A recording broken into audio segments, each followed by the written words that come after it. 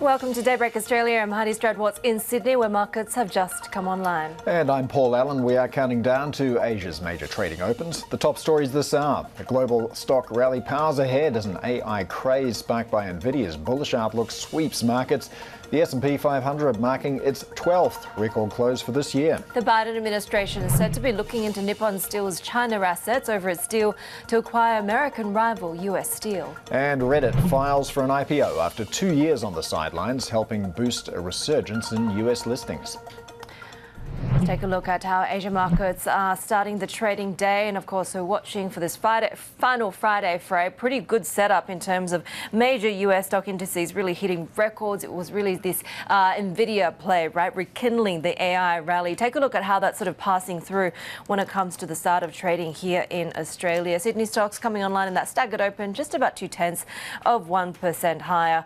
We will be watching, of course, the tech stocks in particular throughout the course of this trading day. I should mention, though, Tokyo is not trading today, so we'll perhaps see some catch up in the early parts of next week, given how heavily dominated some of those chip, tech and AI related stocks are in that market. Taking a look at the Aussie dollar, we're holding pretty steady there. 65.61 is where we're sitting, and these bullish dollar bets have really started to drop, in particular against some of these China proxy type wagers, the likes of the Australian dollar. The dollar more broadly is really wavering a bit. The US data is showing resilience. We're getting some Fed speak there as well, but we're looking pretty flat at the end of the trading day in New York, as we had some of the poor performances really being led by the likes of the yen as well. Taking a look at New Zealand, where trading is also underway in that market. This is a picture for Kiwi stocks. Pretty flat at the moment, about 0.7% there. Watching oil markets and particularly energy majors as we see trading coming online here in Sydney. Oil is rising to really near the upper end of the range on signs that we are setting up for that tighter market scenario. We've seen kind of that tug of war between supply and demand and some of the geopolitical headlines that continue to weigh on energy markets. But at the moment, the recent trading range, we're near the top of that. Smaller than expected increase in US stockpiles, adding to some of the evidence that we're seeing a tightening physical market at least. New York crude trading just above $78 there a barrel. And taking a look at how we're setting up when it comes to US futures, and it was really quite a session, I should say. All three major US stock indexes storming to fresh all-time highs on Thursday. And this was really due to, one stock, right? Only one stock that mattered, and that is Nvidia. Those results really rekindling the next leg, Paul, of what we see as this rally, right? Meta's record broken, $277 billion surge in value. Yeah, well, there were certainly giddy expectations ahead of that Nvidia result, and it delivered. Nvidia surged to an all-time high, the biggest single session increase in market value in history, and that did beat Meta's historic gain 3 weeks ago.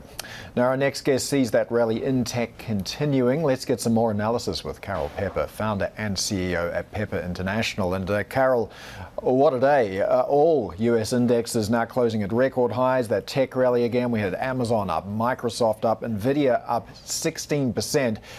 Look, if you're not in these stocks, is it too late? Have you missed the bus, or is it still possible to buy at these levels?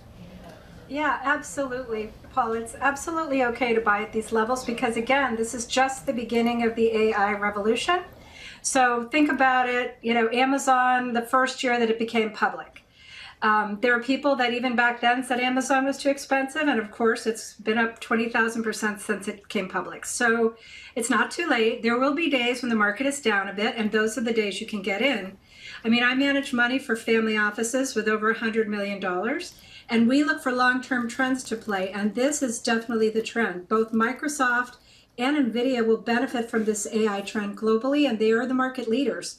Amazon continues to be a solid buy. Put it away for your college education for your children, and you won't be sorry. These are three names that just put them away. Don't look at them every day. Hold your nose when you buy if you don't like the price, but nonetheless, they will do very well for you over the future because these are riding very long-term trends. Yeah, so this rally was very impressive today, but it hasn't really extended to all areas of the market, has it? I mean, if we take a look at the Russell, the small caps index, I mean, that's falling back towards its 50-day moving average. Why isn't the glow reaching this part of the market? Well, again, this market has tended to favor the leaders. So the leaders are getting bigger and bigger, and small caps, unfortunately, they have a hard time in these types of markets. This is a momentum market.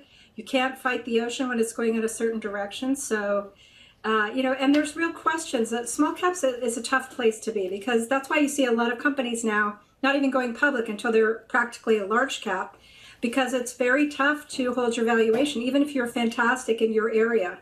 So the leaders in tech keep getting bigger. You need a lot of money to get big in tech, and the big guys are just going to keep getting bigger. So for most investors, it's just safer to play those big stocks and leave the small cap alone. Carol, do you think the positioning when it comes to Fed expectations is sort of a little bit more pragmatic at this point? Well, yes, I think, people are generally thinking the Fed is not going to do anything until May, June. And I think that's, people have become accustomed to that idea. But we still see, for example, the home builder stocks starting to move already in anticipation of the rate moves. Certainly after the summer at the very latest, we'll start getting some rate cuts. That'll spur the market. Why? Because we're in an election year. So this will make everybody happy. They're earning money on their stocks during an election year, regardless of which party you're a part of. So for sure, we're going to see those rate cuts come, if not before the summer, right after the summer. They are still coming because, again, inflation is under control. So they really can't defend keeping the rates high forever just out of fear. They'll have to give that turnover at some point. Well, I mean, there is an argument, Carol, in terms of the stickiness of inflation, right? And we would think that the recent CPI and PPI prints kind of show us that. And certainly the FOMC minutes that we had this week point to the concern that the bigger risk is to cut too soon and then have to backtrack versus holding too long. And I want to take a listen to what we heard from the Vice Chair, Philip Jefferson, exactly talking about this idea of caution in this part of the inflation fight. We always need to keep in mind the dangers of easing too much in response to improvements in the inflation picture. Excessive easing can lead to a stalling or reversal in progress in restoring price stability. Do you think he has a point there? Because certainly it would be, given how robust the US economy remains by most indicators, they seem to have the room to be able to hold a little bit longer and see how price pressures play out. Yes, I think, as I said, I don't think they're going to probably cut any time before May. That's what they're signaling as far as I look at it. I think May is your time, May or June, and they'll just keep following the numbers. They just want to have a few more months of data that confirms inflation is staying down. It's not popping back up. Of course, they don't want to kind of stop and start. It makes them look foolish, and they won't do it. So that's why I'm saying May or June. But, again, if they get inflation down to around 2% by May or June and it stays there, they will start to cut, and that will give a boost to all the parts of the market that need financing, particularly the real estate market. I think you'll start to see real estate assets start to come back to life if there's hope that the home buyers are going to come back, the renovators are going to come back, everybody will start to come back. There are many, many people sitting on boatloads of cash on the sidelines waiting for that rate cut. So once that happens, we'll get another pop in a broader economy. Carol, before we let you go, I just want to get you onto one of your calls outside of the US, and that is emerging markets ex-China. Can I ask you to explain that in two parts? First, why you like the emerging markets, and secondly, why you don't like China? Yeah, well, emerging markets obviously are extremely vibrant. I'm very lucky I get to travel to places like Thailand and Malaysia and places that to me have already emerged, even though they're still called emerging. There's tremendous vibrant growth in the rest of the world. And although the US is a darling market, if you want to be in growth markets and participate, emerging markets outside of China are really juicy and will do very well. It's early enough to get in there and ride the wave up, in my opinion, because they will also benefit if the dollar comes down a bit, which will happen if rates come down, hopefully. And then with China, China is an incredible country. I've been honored to visit there. I love the Chinese people, but the economy is in the doldrums. Women don't want to have babies. They don't like how they're being treated over there.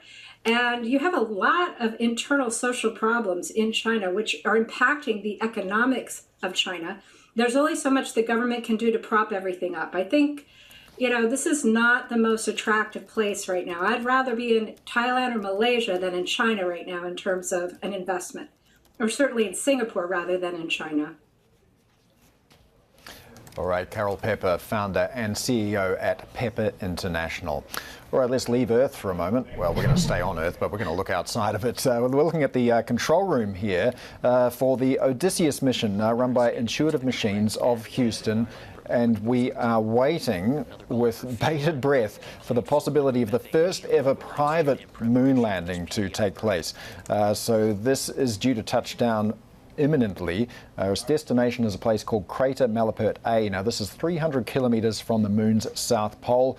This is viewed as a possible landing site for a potential crewed NASA mission in 2026. The South Pole, interesting for both governments and private missions because it's in shadow. There's permanent ice there. Ice means water for fuel, potentially support for a moon base, and also obviously a prerequisite for life as well. So we're waiting to see if this first ever private moon landing is successful or not. We'll know very, very soon. Plenty more to come on Daybreak Australia. This is Bloomberg. Rest of week 1.5. These are great call-outs in between our prop console and our flight manager, Scott Tamblin, calling it as the data is feeding into the lander, which means we are continuing to have good communications. The lander is sending that back to flight controllers in Nova Control. Gary, something we prepared for, we planned on, is that loss of communications, and that's why we have this. I see good thrust control.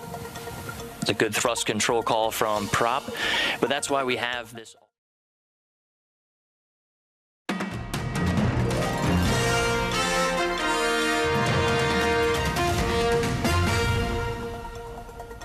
President Biden's administration is said to be examining Nippon Steel's connections to China. Now, the move could be a potential stumbling block for the firm's bid to acquire US steel. For more, let's bring in metals and mining reporter Joe Doe. So, Joe, what do we know about Nippon Steel's exposure to China, and could this be enough to scupper the deal? Well, what we know is what they've published, right? So they have 9 facilities inside China, mainland China, with about 3.6 million tons of steel making. To be clear, the steel making is downstream, so it's things like bar and wire rod. It's not raw steel making in the way that people typically think. It's more of these value-added products. I mean, if you look at it, 3.6 million tons of capacity out of a 66 million ton capacity portfolio, it's actually quite small. But I think the reporting that we put out today was that the Biden administration is looking at it because they have some concern about it. And probably the reason they have some concern about it is just because it's China, right? It is, even though Nippon, it's obvious that Nippon is a Japanese company. It's not like they're in unfriendly territory. I think there are just going to be questions around what it is those operations actually do and how it might impact the U.S. market, if at all. But it is interesting that it's come to light, especially as so much of the focus has been on a CFIUS review. But the fact that the administration is looking at these assets in particular, it's noteworthy. Joe, so alongside CFIUS, there's also quite a bit of domestic political and labour union type opposition to this deal, right? Does the politics, the election year, make a difference in terms of how big this challenge is going to be? I think so. I think you've really nailed it, right? I mean, in a lot of conversations with people in the market, investors and analysts and buyers themselves, I mean, everybody looks at this deal and they're like, this is a great deal, $55 per share in cash. Nippon is widely considered a very good operator, they're well-known globally as a steelmaker. But listen, the union has made clear from the very beginning of this whole process for U.S. Steel to sell itself that it only wanted to be bought by Cleveland-Cliffs. And that comes down to the workers saying, well, we trust Cleveland-Cliffs because they kept us all in these other jobs when they bought a bunch of our other steel mills many years ago. And so the labor union matters to Joe Biden. It matters to Donald Trump because It is obvious that these blue-collar workers are the kind of people that got Trump over the line in 2016. They got Biden over the line in 2020, and we're going to see it again, right? You have U.S. Steel is in a battleground state, which is Pennsylvania, and I think both of these men, Donald Trump and Joe Biden, want those votes, and they see this deal, the United Steel being sold to Nippon Steel and the workers behind all of it, as being really symbolic in all of this. All right, metals and mining reporter Joe Doe there. Some geopolitical headlines that we're tracking. Israel is determined to push ahead with its goal to move about 1 million civilians from the Gaza city of Rafah ahead of an attack. Israeli Prime Minister Benjamin Netanyahu says a plan is underway, but privately officials have acknowledged that they have no precise strategy on how an evacuation plan can be carried out or where the people will go. Leaked documents from Shanghai-based cybersecurity vendor iSoon appear to outline the broad scope of China's state-sponsored cyber attacks on foreign governments. The files, seen as authentic by industry experts, appear to show successful attacks in 2021 and 2022. Targets include the UK Foreign Office, the Royal Thai Army, and NATO Secretary-General Jens Stoltenberg. Saturday marks 2 years since Russia launched its full-scale invasion of Ukraine, and after months of stalemate, the war is starting to turn in Vladimir Putin's favour as political infighting in Western capitals delay deliveries and aid. The conflict in the Middle East is also diluting global attention. Our editor, Michael Heath, is here with us. And Mike, one of the things we repeatedly talk about is this idea of bandwidth for allies, right? And you know, terrible as it is, the conflict in Gaza has been a distraction from what we know is still ongoing fighting in Ukraine. Yeah, that's totally right, Heidi. I mean, you can only deal with one crisis at a time if you're committed to it. And obviously, the Gaza one, the attack on Israel, for the US, for the administration, for Americans in general, I mean, this is something that's very close to them, and obviously has taken a lot of attention.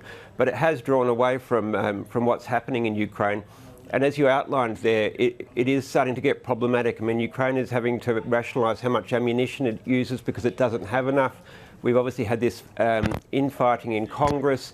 The Democrats have linked the aid to Ukraine to Israel in order to try and give it a better chance of passing. And the other difficulty is that in many ways this conflict between Ukraine and Russia in Ukraine it's a little bit like World War I. The defence tends to be stronger than the attack unless it's got overwhelming resources. So Ukraine it raised a lot of hopes this summer that it would be able to make further gains after it made strong gains in that first year, and it hasn't really happened because Russia built up a really solid defence basis there. And now we're seeing Russia starting to push back. I mean, Russia just has a lot more human resources. It has all those Soviet stockpiles of weapons and missiles and these sorts of things. And Ukraine doesn't have the same resources, and obviously it's struggling to get hold of additional ones as well. Well, we've also had President Biden meet the widow and daughter of Alexei Navalny, who, of course, died in Siberia this week. More sanctions against Putin are being promised. What's the effectiveness of the sanctions in place so far been, and what more might we expect to hear? Yeah, you're right, Paul. So Biden, and it wasn't scheduled, it wasn't on his agenda either. He met with Yulia Navalny and Darina Navalny, his daughter, who studies in the US at Stanford University. And Biden handles these things exceptionally well. Just to track off for a little bit, he was very good in what he did there. But you're right. So we're coming up to the 2-year anniversary. Sanctions are expected. They haven't done as much harm to the Russian economy. I mean, this was the broadest sanctioning of a country in one go that we'd sort of seen 2 years ago, what they did to Russia. And it did, create some blips, etc. But at the end of the day, Russia's managed to reorganise itself. I mean, we have to remember that, to some extent, the Soviet Union was an autarky. It didn't really require too much trade, etc. And Russia still has a lot of those resources it can rely on. My understanding is that the targets this time are going to be the military-industrial complex. That Soviet war machine that's been supplying Russia with all these arms, and third countries that are also helping Russia get goods and parts and that sort of thing. I mean, Russia's put itself onto a war mobilisation with its economy, so these are good targets to hit. But you're right. I mean, given the scope of the sanctions when they were first put in and the lack of real damage to the economy there, these look more symbolic than anything else. All right, Bloomberg's Michael Heath there. Plenty more to come on Daybreak Australia. We'll take a look at that historic moon landing attempt in a moment. This is Bloomberg.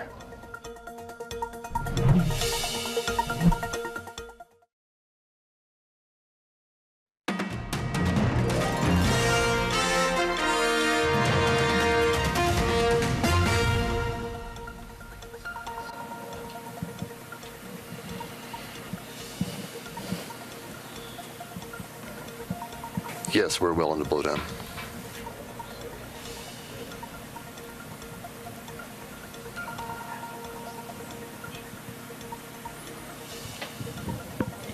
And we're tracking here in the broadcast booth. The clock has reached the expected. May take a minute for comms to reestablish. Stand by. There it is, mission director beating us to it. We've reached the expected time of landing, but now is the process of waiting for comms, and we are in standby mode, as you heard it from the mission director, Dr. Tim Crane.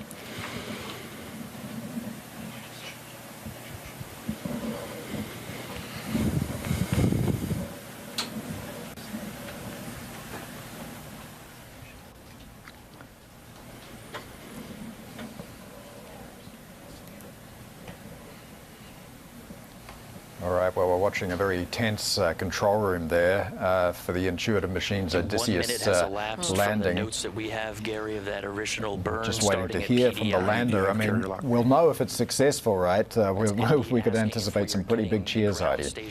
Yeah, this is the space exploration startup Intuitive Machines attempting this minute to put the first intact US-made lander on the moon in more than 50 years. So this is an overseas spacecraft expected to softly land on the moon's surface.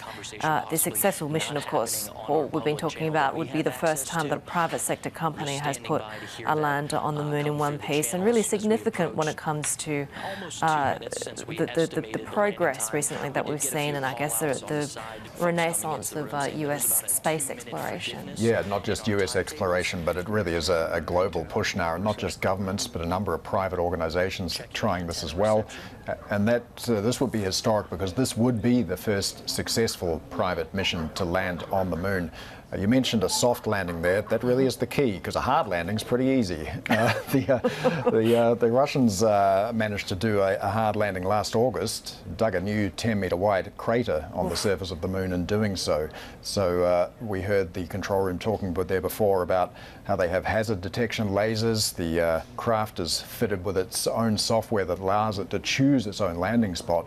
So the hope is that it chooses wisely and achieves that soft landing. Yeah, the last time NASA managed the soft landing on the moon was back in 1972 during, of course, the Apollo program. And this is part of, as we've been talking about, a bigger ambition, right? The last 5 years, NASA's been really focused on sending vehicles and people back to the lunar surface as part of the Artemis initiative to try and, I guess, develop that sustainable presence on around the moon and ultimately to live off other worlds.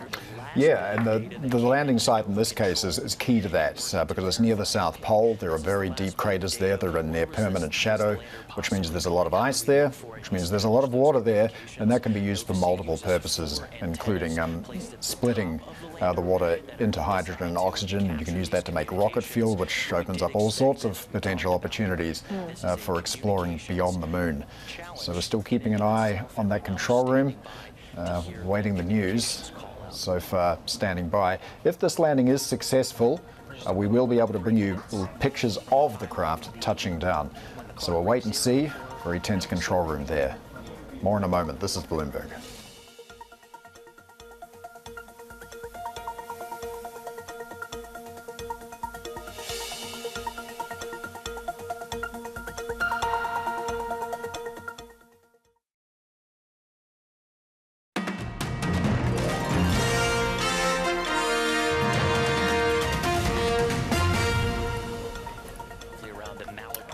Well, let's take you back to the control room for Intuitive Machines, where we are awaiting news on the success or otherwise of the Odysseus moon lander. If successful, this is going to be historic for a couple of reasons. Firstly, it'll be the first ever private landing on the moon. Secondly, it'll be a return to the moon for US in terms of a US presence. First return in 52 years after the final Apollo mission. No word yet from the lander, Haidi. We just heard some chatter from the control room before that they're going to use the Goonhilly dish in the United Kingdom, which is a 32-metre wide dish, to sweep the moon's surface looking for the lander. Doesn't sound particularly promising, though, does it? No, I mean 16:30 was the expected CST, that is expected time of landing. So we continue to watch that and see if we can bring you some pictures as soon as they get to us. But as you say, this is pretty complicated. Back in January, we saw another NASA partner, one of the number of companies that the space program has as part of its moonshot program. Astrobotic was the one in January that tried and failed to put a lander on the moon. It had to forego the landing entirely of that vehicle after it had an engine mishap in space.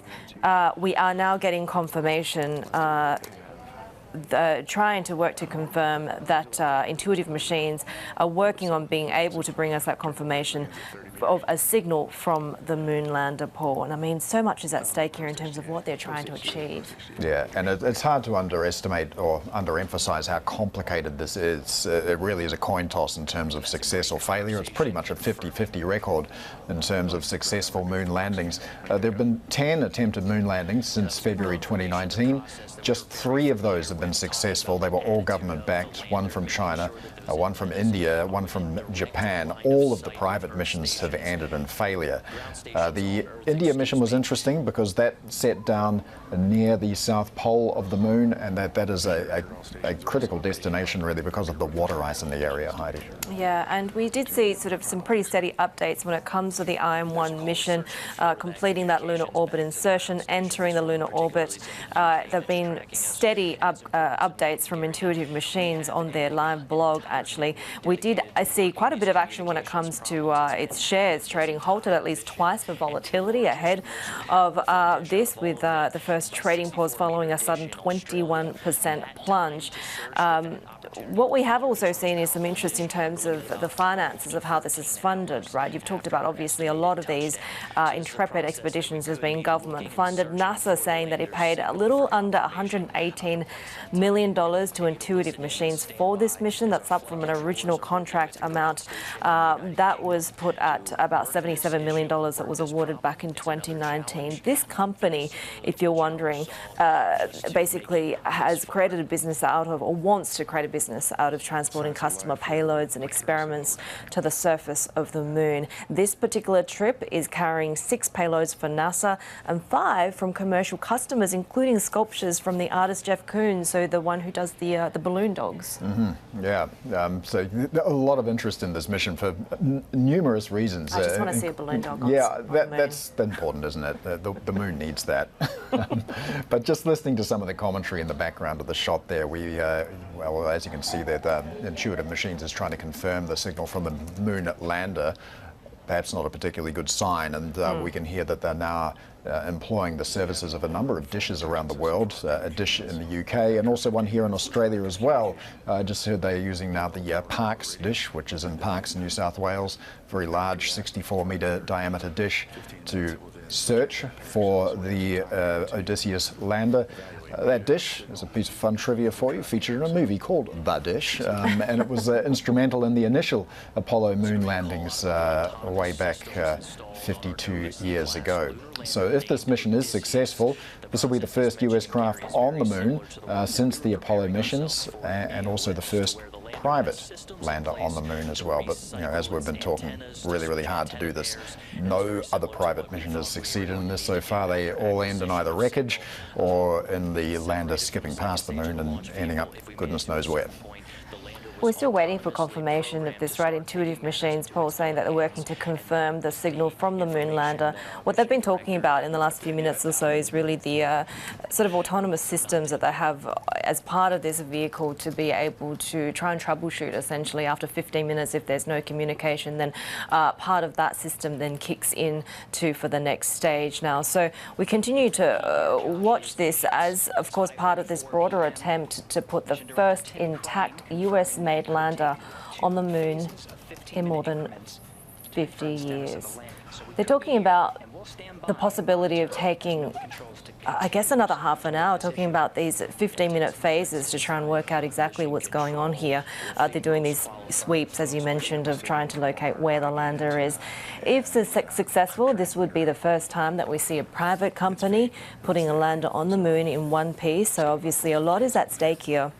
This has formed really part of what has been a recent number of projects and endeavours by NASA as part of its program over the last sort of 5 years to try and send vehicles and people back to the lunar surface. This is the Artemis initiative to try and really develop that sustainable presence on the moon, around the moon, and ultimately the idea that potentially we could learn to live off other worlds as well. So a lot of that payload when it comes to the scientific experiments is clearly very, very valuable.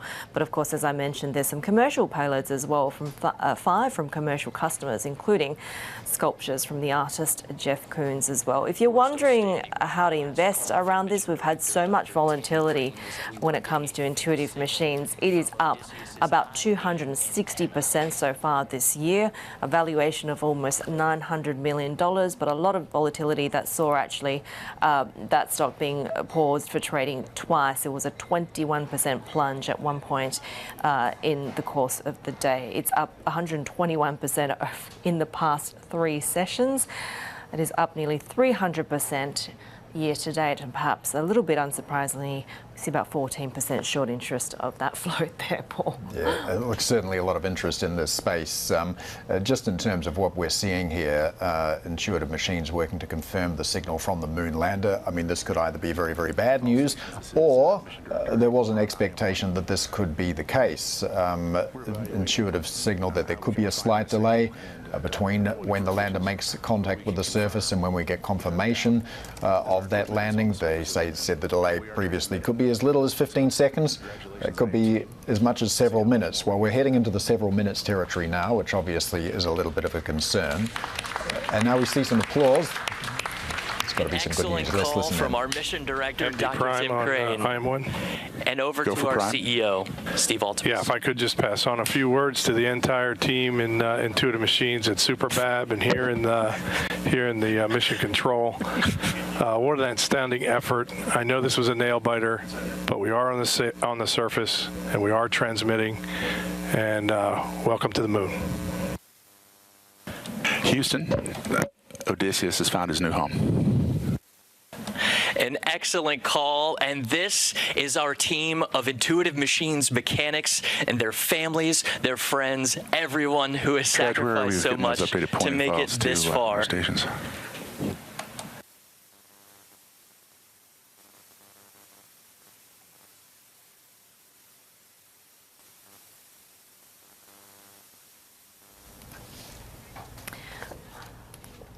All right, so there you have it. History made. That is a relief. First ever private mission to land on the moon. And yeah, very, very tense few minutes there. There was a growing expectation that perhaps the lander had ended in rubble on the surface, but no, it has touched down. And a lot of celebration there from the team. And it's important to note as well, we're going to get some pictures of that landing also when we get them. So that landing was filmed, and we're going to get to see it very soon, Heidi. Yeah, a tense sort of 10-15 minutes, right? Intuitive Machines confirming the lander has reached the moon, is transmitting. Let's bring our global business reporter, Bruce Einhorn. Bruce, as they've just said, Odysseus has found its new home. What do you make of all? What's the significance of this? Well, this is the first private landing on the moon. This is a project that was backed by NASA as part of a program that NASA has working with private companies. There have been several attempts by companies to send spacecraft to the moon. This is the first one that actually has touched down and managed to continue communicating. There was one attempt earlier this year by another American company that never actually got to the moon. There was a problem soon after launch. A Japanese company called iSpace tried to land on the moon last year. They actually did get to the moon, but the landing was not successful. There will be more attempts like this.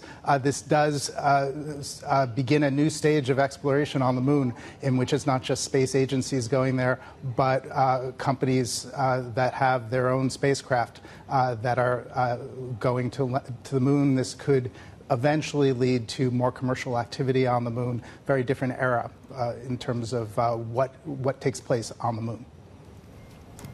Yeah, it's certainly an exciting development, Bruce, and I do want to underline that we're going to have some pictures of that landing a little bit later on when we get them. So that's the really hard part, touching down softly. What work now begins? So there are various experiments. The key thing with this mission is actually getting to the moon. Anything else after that is gravy, as they say. So once we get more information about the status of the vehicle, we'll be able to say more about just how successful it is. But the fact that it has landed, that they say they do have communication with it, that's a real breakthrough. Also worth noting here that there's going to be a lot of other activity in this area. This is focusing on the south pole of the moon. That region is one where many people believe that there are reserves of ice that could be used to make oxygen, to make hydrogen, that could eventually lead to longer-term human presence on the moon. China has a mission that will be going to the moon later this year, part of a program that the Chinese have that eventually will lead to Chinese astronauts going to the moon.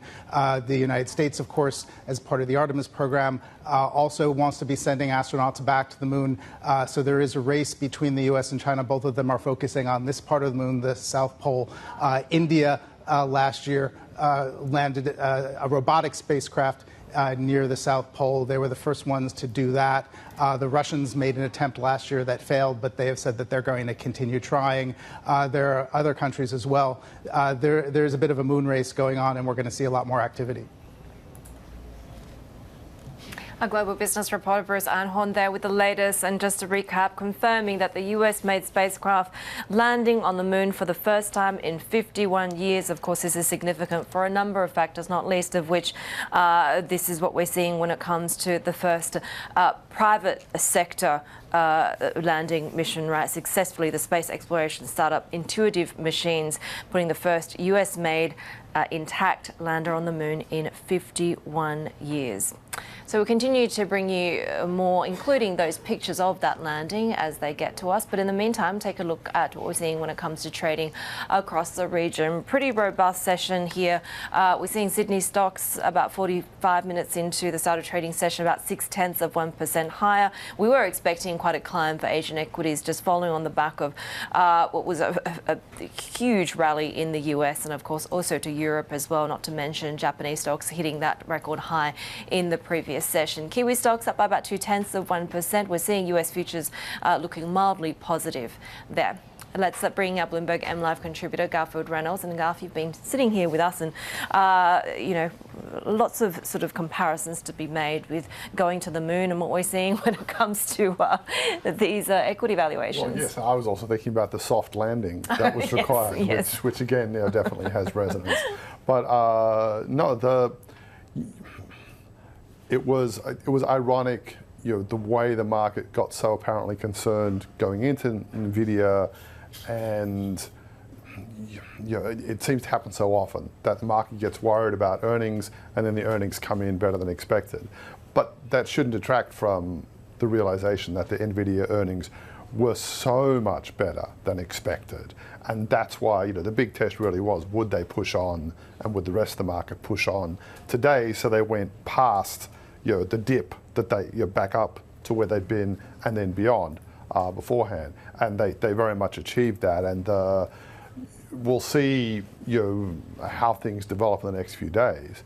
But the markets are very much bookmarking this as okay, this did turn out to be the moment when we could really definitively say this is a game changer. We do expect that NVIDIA can go on performing this way. If it can go on performing this way, then we are looking at a transformative technology. When it comes to AI, we are going to get that extra boost to profits, to economic activity, and that's why it's spreading, elsewhere. It's not just the Magnificent Seven. It makes everything look shinier because it's glowing so very, very brightly. One of the places it spread to, obviously, was Japan as well. Chip makers doing really well, and we finally cracked it. That 1989 record for the Nikkei broken. Can the Nikkei push on as well? Well, there's plenty of signs that it can. And I mean, Japan is on the verge of its own, apparent transformation, a transformation that the Bank of Japan has been working away at in various ways for the last decade or so, and you can debate to what extent those policies you ultimately ended up pushing it over the top. But it is looking like the deflationary era is done with. There's also obviously a role that's been played by the disenchantment with China. And so if you want to put your money to work, where can you do it? Well, India's one place, but India's kind of a small place when it comes to economy and stock market. It's not as small as it was, but still.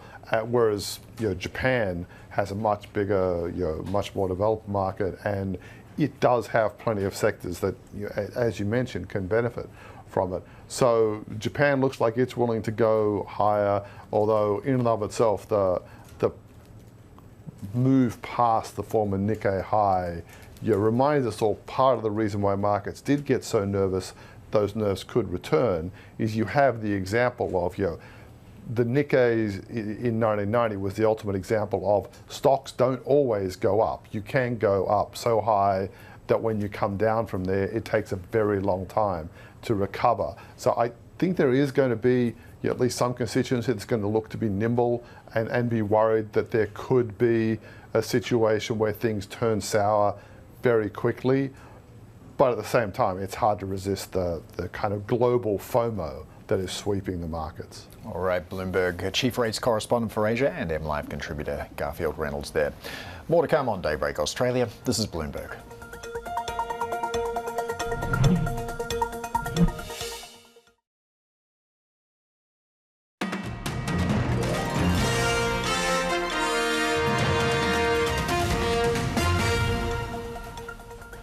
Let's take a look at China now, where a report by real estate agency China Index Holdings shows that the number of foreclosed properties for sale in the country rose 48% in January from a year ago, compared to 37% in 2023. This comes ahead of China's home prices data that's due out in a few hours' time.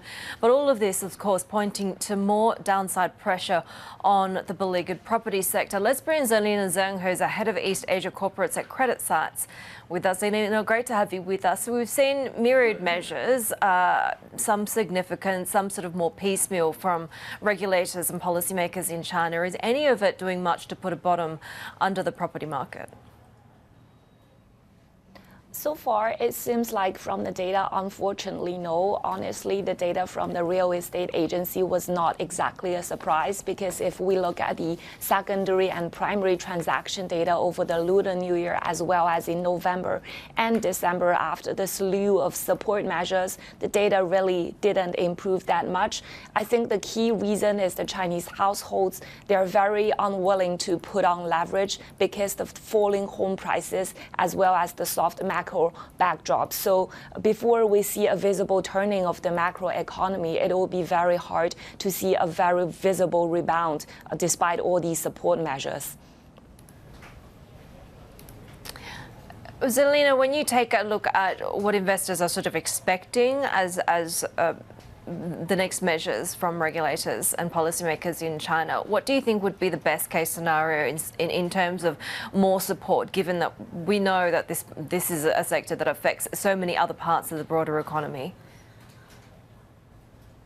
I think on the demand side, the base case scenario would be a very notable easing of home purchase restrictions in Tier 1 cities. If we look at the current easing measures, it's quite piecemeal and mainly related to the suburb areas of Tier 1 cities. So if the authorities can do away with all the home purchase restrictions in Tier 1 cities, that could be a confidence boost to the Chinese household. And then on the supply side, I think the regulators really need to address the ongoing distress coming from non-state linked developers.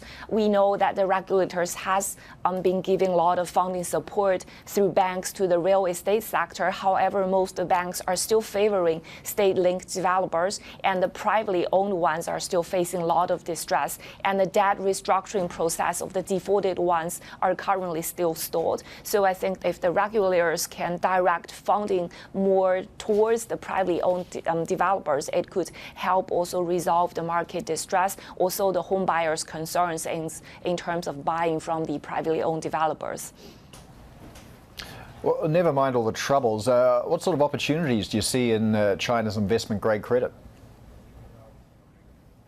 Yeah, so it's quite interesting that despite the non-performance of China equity over the past 12 months, the China IG or investment-grade credits have been doing quite well.